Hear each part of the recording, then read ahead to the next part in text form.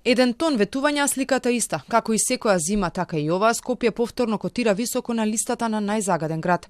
Утринава, според швајцарската апликација IQR, воздухот во метрополата беше ставен во категорија нездрав, а на светската листа на најзагадени градови во светот се најде на 26-то место. Но не е само Скопје, тука се и други градови од државава. Речиси секоја влада излегува со ветување од по неколку страници испишани со проекти со кои би го намалиле загадувањето, но наместо реализација, проектите остануваат вкоренети во документите, а воздухот во Скопје, но и во другите градови во земјава, руши рекорди по загаденост. Познавачите велат, анализите се направени уште од многу одамна, причините се знаат, но решенија нема.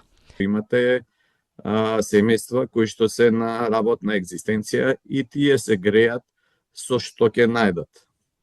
Ова пак од друга страна не упатува на решавање на предизвиците со отпадот, заради тоа што доколку отпадот се собира, третира соодветно, тие корисници на отпадни материјали за гориво нема да имат достапен отпад за горење.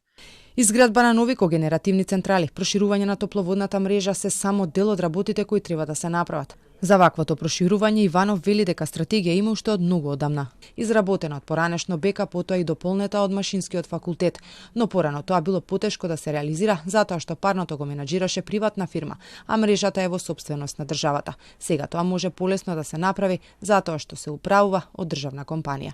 Тие сигурно имаат административна меморија во која што можат да ја најдат студијата и да ја проучат.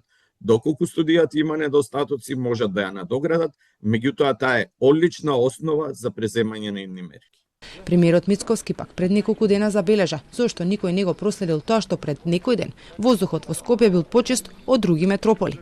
Зошто ние да не бидеме горди дека во неделата воздухот во Скопје беше почист од тој во Виена во 14 часа.